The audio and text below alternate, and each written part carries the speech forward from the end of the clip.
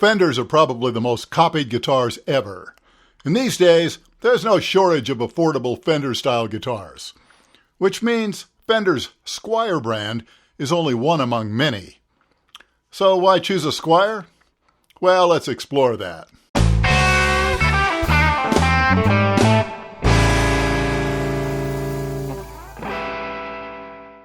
I had never owned or even played a Squier model until I bought that first one I reviewed on this channel in 2022. Well, I have to say I was a little surprised.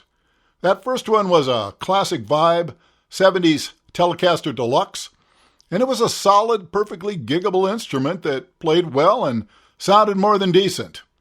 Well, since then, I've reviewed a couple more, and also some other brands that are clear competitors in that price range. Now, both the other Squiers were also decent quality, very playable instruments. So today, I'm looking at one more, and then I'll give you my overall impression.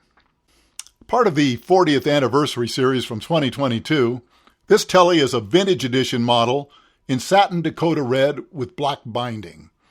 Now, these will currently only set you back about $390 US.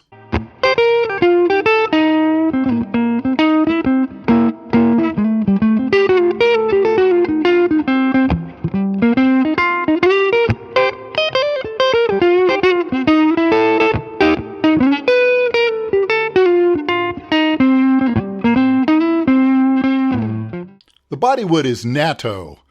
Now, I have no idea if I'm pronouncing that correctly, but I understand it's not actually a specific wood, but rather a generic term for a number of tropical hardwoods that are similar to mahogany.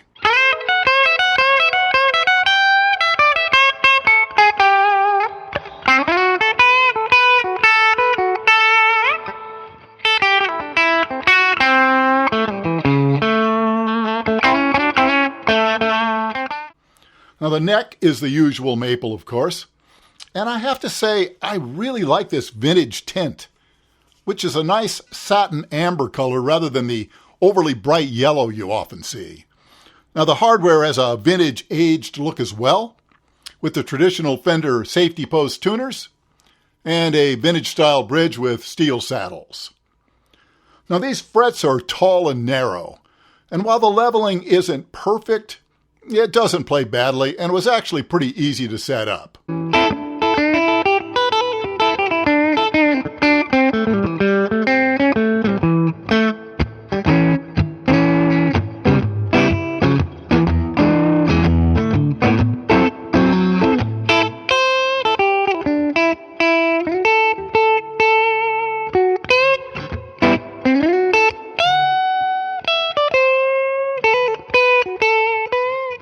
Now, right here, I should mention that while I didn't buy this one new, it came from someone who bought it new, played it for maybe an hour or so, and decided it wasn't for him.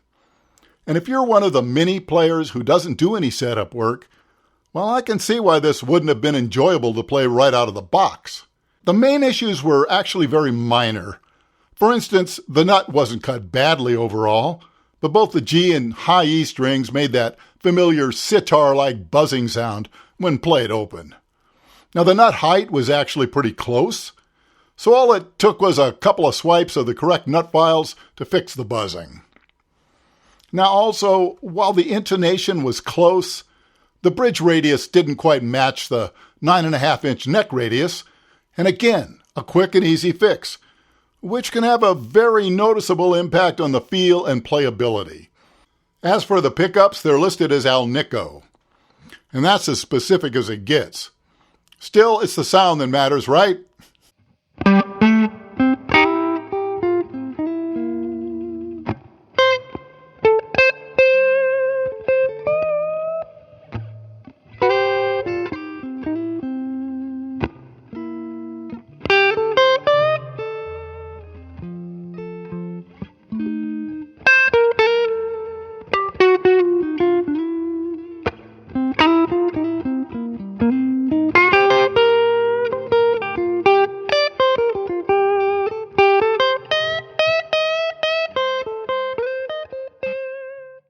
Now, as most of us know, there are plenty of working musicians who play Squiers.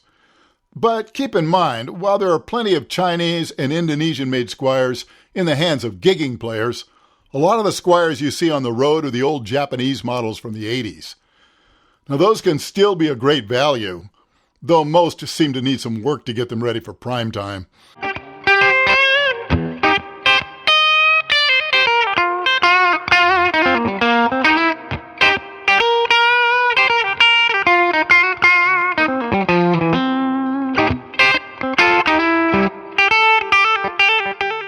So back to today's guitar.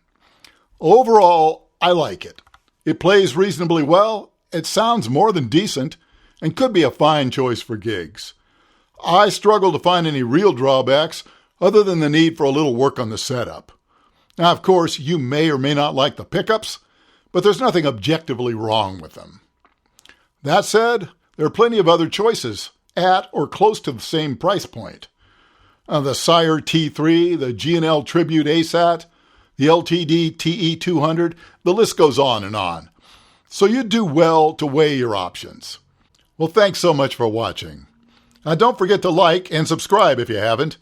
And do visit my Patreon page if you're interested in further supporting my efforts here. And with that, I'll say goodbye for now, and I'll see you again very soon.